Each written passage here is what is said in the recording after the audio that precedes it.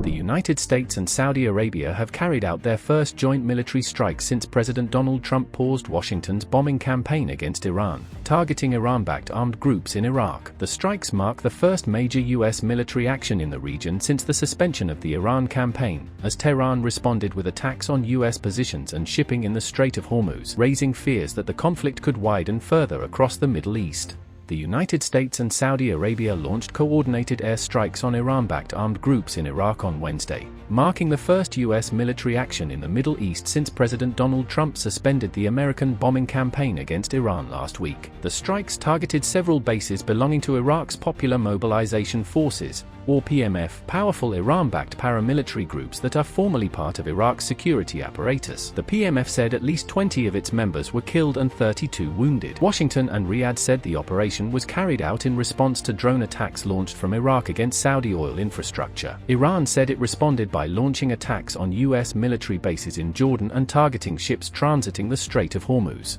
Tehran also reported that a U.S. projectile struck the northwestern city of Piranshah, near the Iraqi border. President Donald Trump warned that further military action remained on the table, while indicating that diplomatic contacts with Tehran would continue. Trump also confirmed that negotiations with Iran were ongoing, despite the renewed escalation. Good morning. President Trump reacting to that Iranian attack on U.S. forces overnight in Jordan. President Trump tells Fox News about Iran, "We are going to beat the effing S out of them." He went on to say, "We'll be hitting them hard. They're going to get a beating." So clearly the United States is going to respond to what the president described as a surprise attack. He says U.S. forces had just minutes to shoot down these incoming Iranian ballistic missiles. The president says he has reviewed video of the shoot down, and it was U.S. forces conducting this operation to defend that area.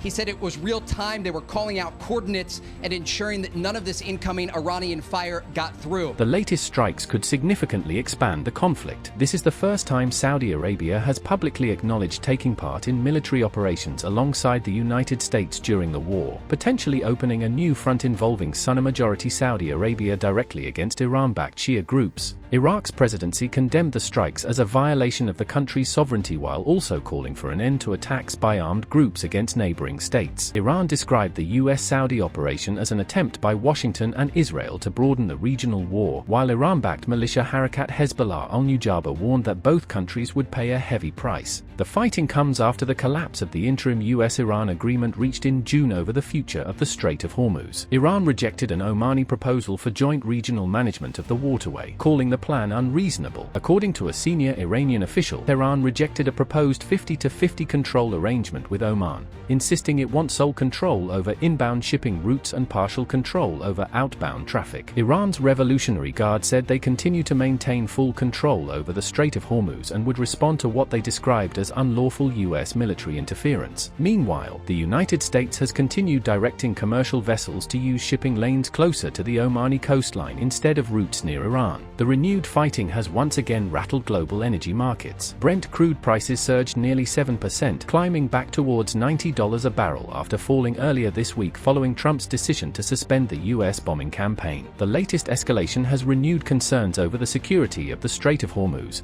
one of the world's most important energy choke points, and the possibility of further disruptions to global oil supplies. With joint US-Saudi military operations now underway, Iran continuing retaliatory attacks, and negotiations showing little sign of producing a breakthrough, the conflict appears to be entering another dangerous phase. The renewed escalation has heightened concerns that the war could spread well beyond Iran, threatening regional stability, international shipping routes and global energy markets.